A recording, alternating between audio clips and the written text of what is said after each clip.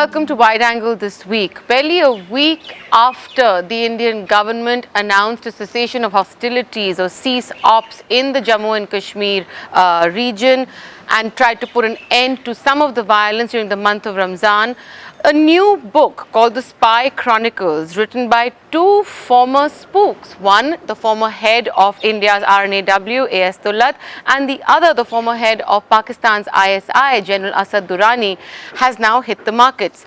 The two adversaries for the better part of their career have come together over what many are calling fireside chats in the conversation to talk about India-Pakistan, their histories and the future for peace. Mr. Abdullah, thanks very much for joining us on Wide Angle. Congratulations on this book. However, just as a question I had, the format of the book is very interesting. Many are saying that at a time when hostilities are quite high between India and Pakistan, violence in the Kashmir Valley has been spiraling for the better part of the last 2 years, a book like this doesn't really achieve much. Do you think that's a correct critique, or do you think that it actually might open doors for a peaceful conversation? Very difficult to say. I think it's for people to decide, We've just put out a book on what we thought was a good idea. That, how long will all this madness continue? In fact, the last chapter is called Diwangi Kab Khatam Hogi.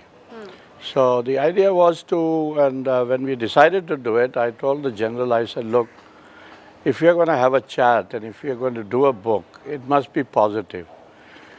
Because, he is a little more tougher than I am. And compared to him, I'm a softie. So I said, it has to be positive. And he said, absolutely. And if you read this book, you'll find there's nothing negative in it. And we've tried to be as honest as possible. It's transparent. There's no hidden agenda. And somewhere we hope somebody will see sense, or it might help somebody. In fact, you're called a softie. You're an eternal optimist when it comes to creating dialogue, especially between Delhi and Srinagar, leave alone Delhi and Islamabad. But the times we're in right now are extremely tense. I'm sure that many people have sort of questioned about the fact that two spooks getting together, could there be any spilling of official secrets in this book? That's something that people have talked about as well. Although at first glance, doesn't seem to be anything that one hasn't seen in the news before. So why write it? I write it, you're right. In the hope that, somewhere some sense will prevail. Nothing more than that. And as far as official secrets go, don't forget, it's 18 years since I left the organization. So I'm a sort of an intelligence relic now. What am I going to spill? There's nothing to spill anymore. Nor would I tell old yarns or old stories. Actually, this, when you talk about the timing of it, the timing was not in our control. And I don't think many people know that this book took 2.5 years to do. And it's been done over about 30 hours of conversation.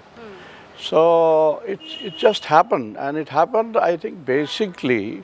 Of course, we've been meeting for 8 or 10 years on the track too, but more significantly, the last 5 years we've been having, thanks to the University of Ottawa, an intelligence dialogue, and a lot of what is spoken inside finds its way in this book.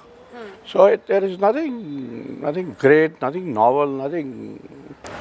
In fact, many of the things, you say these are conversations that have taken place for the last 2.5 years, and they've been written exactly as that. It's virtually like a transcript of a conversation rather than a book, where you sense a camaraderie, you sense a sort of competitiveness between the two of you. But I think at the core of it, when you talk about things about what went on in Kashmir or the global terror landscape, you have Asad Durrani revealing some fairly detailed conversations about the time when Osama Bin Laden was found and killed, for example. He's given an interview to BBC as well on this long time back. And I think he wrote about it as well. Correct. And I remember talking to him after Osama was killed. And he said, wasn't the Pakistan state or the ISI involved? He says, you're right. They have to be involved. They had to be involved. And actually what he hinted at, I think there is mention of it in the book, that that the CIA had a mole in the ISI, a retired major or something, and who gave them the tip off that this fellow is in such and such place. And then the Americans did a check on it, Right. and they used that doctor to do a check. Right. And having confirmed it, I think they told General Kayani, we know where he is, so now we want you to just shut off the lights, cooperate, and let us do what we have to do. We'll do the rest.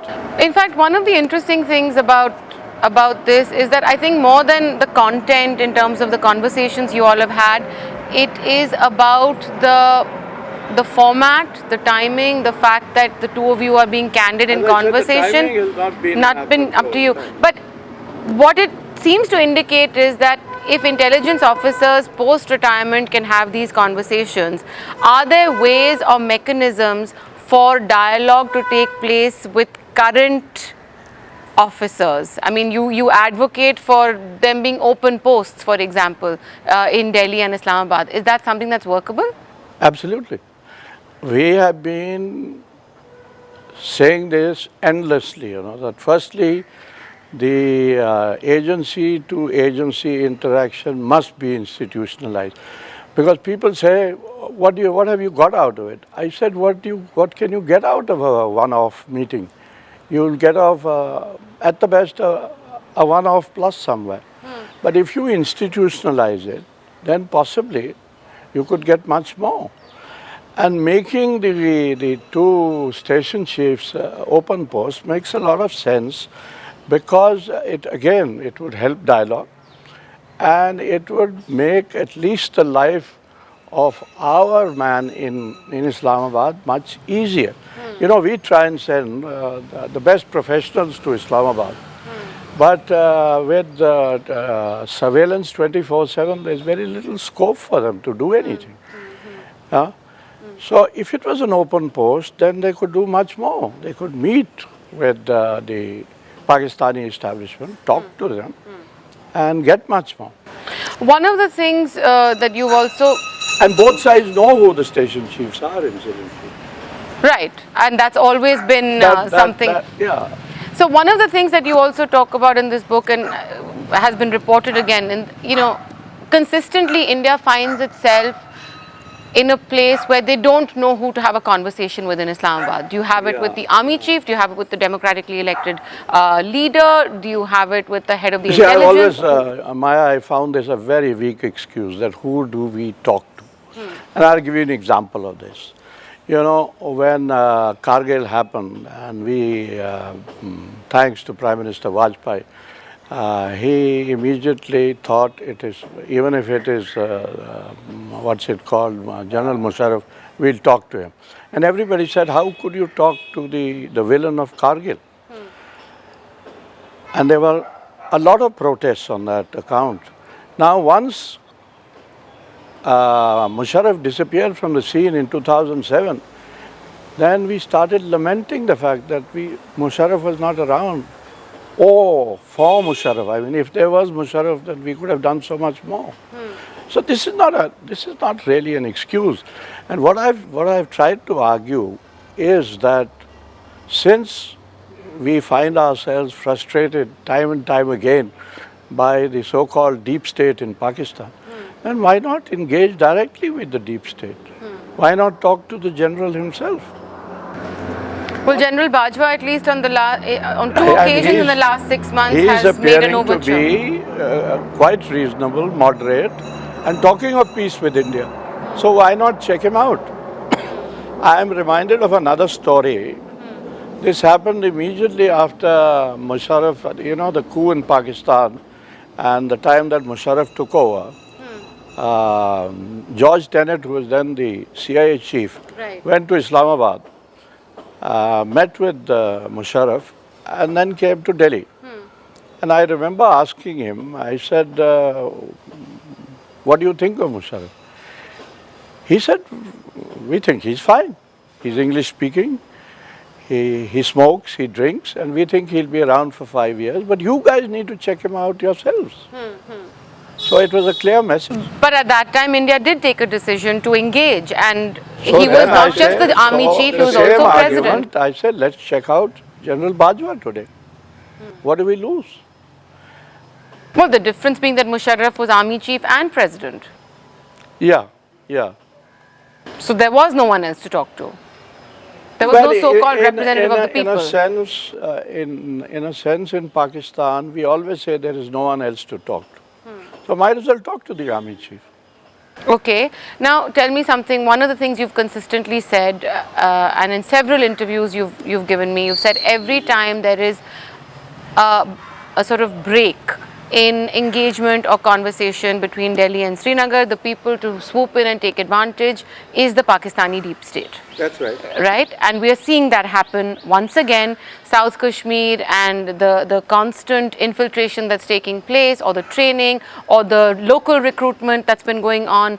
These are stories that have been spiraling over the last year and a half, as have instances of violations and shelling along the ceasefire line, along the LOC. So, do you think that your book can go beyond sort of indulgent reminiscing by two spooks, former spooks, and provide a roadmap? You're talking about making open posts, you're talking about reaching out to the Army General.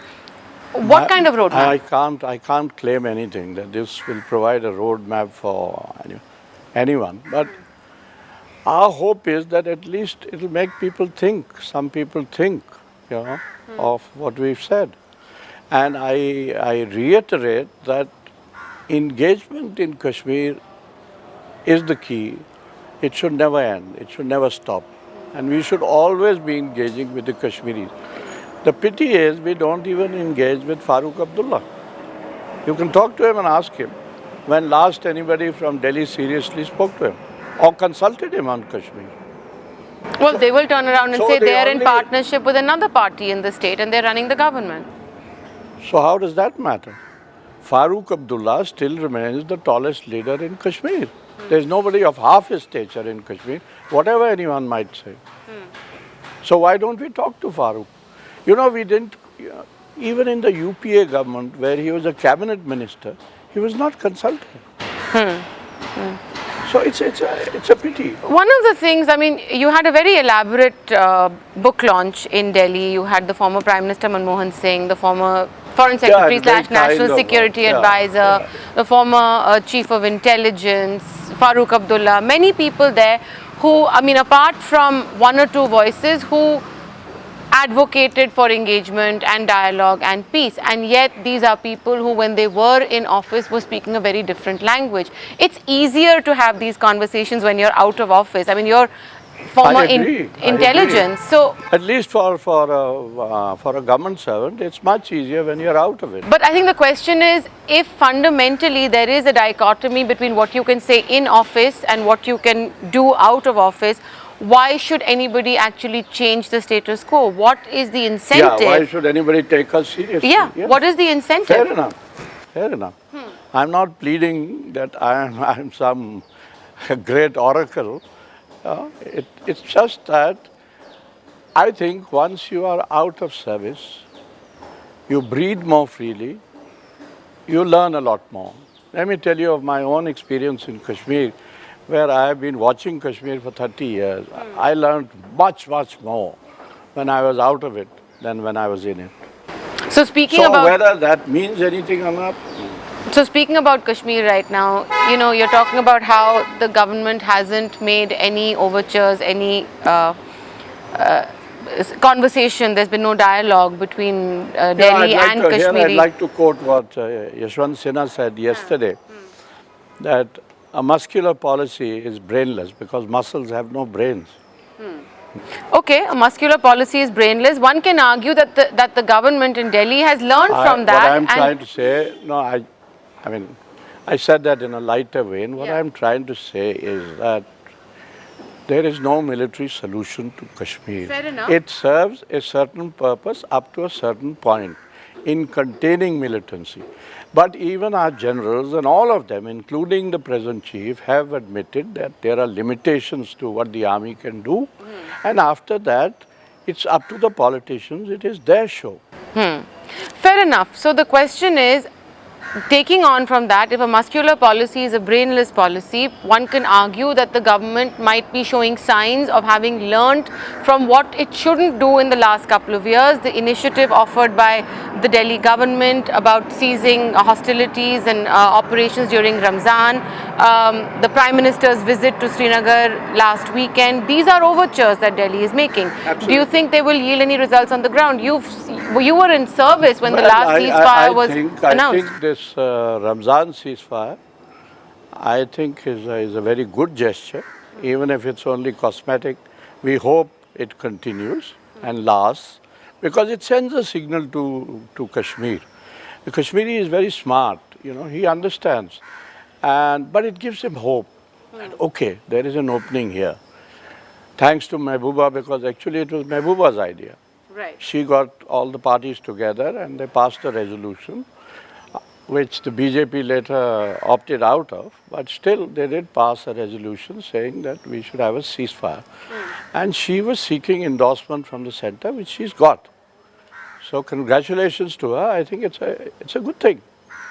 Does it restore some of her credibility? A little bit. Does it restore some trust in the Prime Minister in Kashmir? A little bit. Because the Kashmiri likes to hope that way. He likes to think that way. He's craving peace and he's craving hope. And there's a sense of hopelessness in Kashmir. Please understand that. So give him hope at least. Says the eternal optimist A.S. Dullat as well. So this is hope. Mr. Dullat, thanks very much for speaking Thanks, to us. Maya. Thanks Thank a you. lot. Thank you.